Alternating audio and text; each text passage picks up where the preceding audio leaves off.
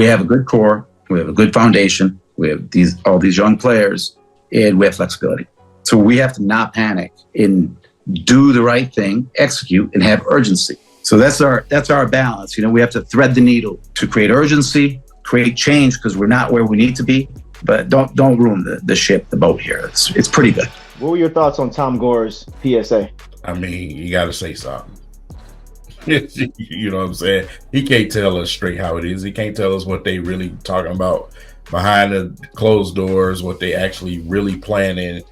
None of that. I want to talk about that for a second because it drew a lot of backlash from fans, what he said. Basically, in a nutshell, if you didn't see what he said, he basically was talking about how selling the team is ridiculous, but for reasons that us as fans wouldn't really expect him to say. He mentioned, our core, and he mentioned the cap room, things we've heard for the last few years, right? The flexibility and all this and that.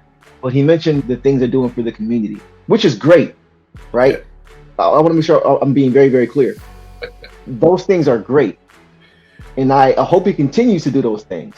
But it's all about the expectation. It's all about who you are and what the fans expect you to do. The fans aren't expecting you to be in the community as an owner. The fans are expecting you, first and foremost, as an owner, to have a winning product. Fans weren't getting upset because he was talking about things he does for the community. Trying to restore my community. They were getting upset because as an owner, the expectation for you is to win basketball games. And anything else you do is bonus, not the other way around. I just want to make sure that's clear. I don't think he seems to be out of touch with what is most important to the fan base. The ones that are paying, I don't think he understands maybe the priorities and where the focus should be as the owner. His role is the owner of the basketball team. You gotta first and foremost put a winning product out there. What else do you say? As the owner of the team, which is his team and his money that he makes, what else will you say? You know what I'm saying? You have to say something. And as far as them doing what they do in the community, yeah, they do a lot in the community. They do. And Lord knows Detroit need it. Let's just be honest. But, bro, it's like, what do you say? Nothing you say is going to make anybody feel great. Right. So it's like, yeah, of course winning is something that they want to do. Right. But at the same time, I'm just telling you, bro, I don't think that's the priority to see for them, dog. I just don't, man. And as fans, yeah, it sucks. But bro, I just the energy, the comments that I'm getting, the actions, and what we watching, I just don't see it. I don't see the urgency, not only from the coaching staff, but you don't hear it from him either. And you ain't heard from Troy Weaver. Troy Weaver ain't. I can tell you right now, Troy Weaver ain't gonna say nothing because number one, I didn't bring this guy in here. Tom Gores brung it. You brung your boy in here, so you can talk. That's where Troy Weaver at with it right now. He ain't come here to say nothing. Like I said, you look at Asar Thompson and his brother. You look at the energy and the effort that they give. They got that directly from Kevin Ollie. But the fan base didn't want him because he wasn't a sexy ass name. Well, you got your sexy ass name. So guess what? Suffer.